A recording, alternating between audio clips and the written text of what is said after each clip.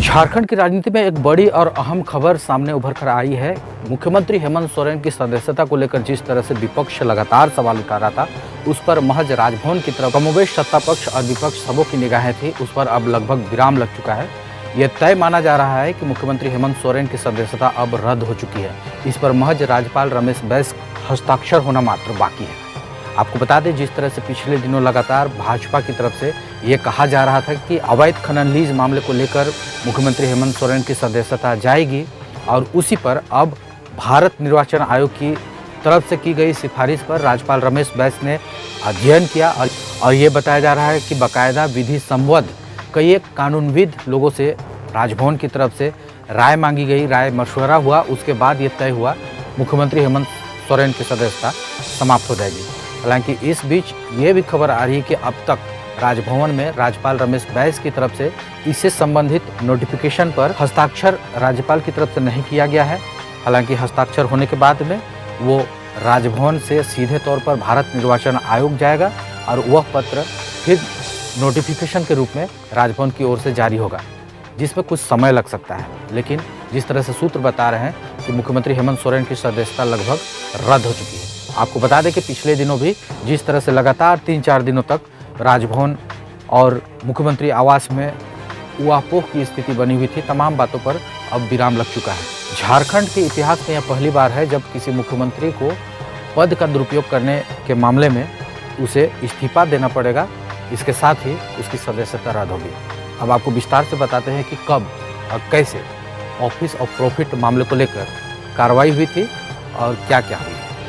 20 जनवरी 2022 को आरटीआई कार्यकर्ता सुनील कुमार महतो ने राज्यपाल को मुख्यमंत्री हेमंत सोरेन पर पद का गलत उपयोग करते हुए अवैध खनन लीज संबंधित मामले को लेकर शिकायत पत्र दाखिल किया था।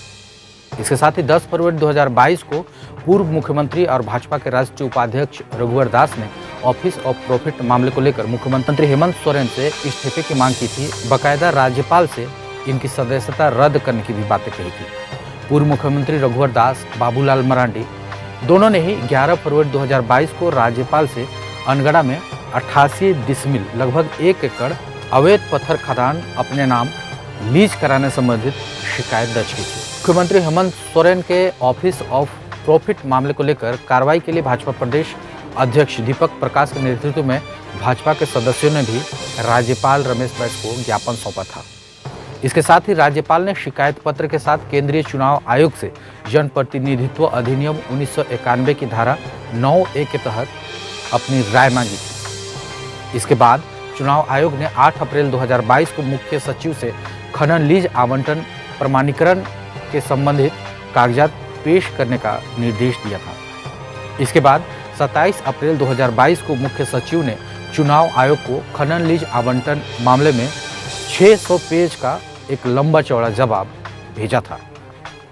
आपको यहाँ पर बता दें कि जिस तरह से तमाम प्रकरण हो रही थी, उसी बीच चुनाव आयोग ने मुख्यमंत्री हेमंत सोरेन को इस मामले में 2 मई 2022 को एक पत्र भेजा और उसमें 10 मई तक मुख्यमंत्री हेमंत सोरेन से नोटिस जवाब मांगा गया था। 10 मई 2022 को चुनाव आयोग को जवाब देने के लिए मुख्यमंत्री हेमंत सोरेन ने अपनी मां के बीमार होने का हवाला देते हुए 10 दिनों का अतिरिक्त समय मांगा था। इसके बाद चुनाव आयोग ने आग्रह को मानते हुए 20 मई 2022 तक इससे संबंधित जवाब देने के लिए मुख्यमंत्री हेमंत सोरेन को समय दिया। आपको बता दें, मुख्यमंत्री हेमंत सोरेन ने इसके बाद भी 20 मई 2022 को अपना जवाब विशेष दूत के माध्यम से चुनाव आयोग को भिजवाया था। चुनाव आयोग ने 31 मई 2022 को इस मामले में मुख्यमंत्री हेमंत सोरेन से स्वयं या अपने वकीलों के माध्यम से जवाब मांगा था। मुख्यमंत्री ने समय की मांग की, तब आयोग ने 14 जून 2022 की तिथि निर्धारित कर दी थी। मुख्यमंत्री हेमंत सोरेन के द्वारा पुनः तिथि बढ़ाने की आग्रह की गई, तब भारत निर्वाचन आयोग द्वारा 28 जून की अंतिम तिथि निर्धारित करते हुए पत्र राज्य निर्वाचन आयोग को भेज दिया था। इसके साथ ही 28 जून 2022 को हुई सुनवाई में भाजपा के वकीलों ने जनप्रतिनिधित्व कानून की धारा 9A के तहत मुख्यमंत्री हेमंत सोरेन की सदस्यता रद्द करने पर जोर दिया था। वहीं मुख्यमंत्री हेमंत सोरेन की तरफ से चुनाव आयोग के समक्ष वरिष्ठ वकील मीनाक्षी अरोड़ा की टीम चुनाव आयोग के समक्ष इसका विरोध करते हुए कहा था, यह ऑफिस ऑफ प्रॉफिट का मामला बिल्कुल नहीं बनता। चुनाव आयोग ने अगली सुनवाई के 14 जुलाई 2022 को समय मुकर्रर की थी। इसके साथ ही 14 जुलाई 2022 को मुख्यमंत्री हेमंत सोरेन के वकीलों ने अपना पक्ष रखते हुए सुनवाई की अगली तिथि 5 अगस्त 2022 को निर्धारित की थी। आपको बता दें, चुनाव आयोग ने 5 अगस्त 2022 को सुनवाई की तिथि निर्धारित करने के साथ ही मुख्यमंत्री हेमंत सोरेन के वकीलों के आग्रह पर इससे संबंधित तिथि बढ़ाकर 8 अगस्त 2022 कर दी। 8 अगस्त 2022 को भाजपा के वकीलों ने अपना पक्ष पेश किया। मुख्यमंत्री हेमंत सोरेन के वकीलों ने इससे संबंधित विस्तृत पक्ष रखा और अतिरिक्त समय की मांग की। चुनाव आयोग ने 12 अगस्त 2022 को इससे संबंधित तिथि मुकर्रर की। 12 अगस्त 2022 को मुख्यमंत्री हेमंत सोरेन के मामले की सुनवाई पूरी हुई। चुनाव आयोग ने दोनों पक्षों को लिखित बहस 18 अगस्त तक भेजने का निर्देश दिया। आपको बता दें, चुनाव आयोग को मुख्यमंत्री हेमंत सोरेन के अधिवक्ताओं की तरफ से 18 अगस्त 2022 को लिखित जवाब दिया गया। सुनवाई की प्रक्रिया पूरी होने के साथ ही आयोग ने आदेश अपने पास सुरक्षित रख लिया।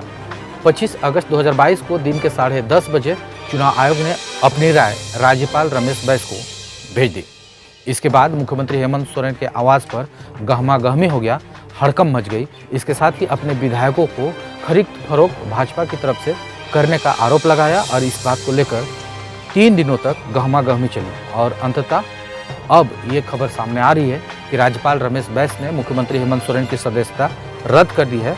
आने वाले शनिवार को इससे संबंधित अधिसूचना राजभवन की तरफ से प्रकाशित हो जाएगी। आप बने रहें हमारे साथ। यदि आपको खबर अच्छी लगी तो कृपया हमारे चैनल को लाइक, शेयर और सब्सक्राइब करना ना भूलें। फिलहाल के लिए इतना ही। नमस्कार।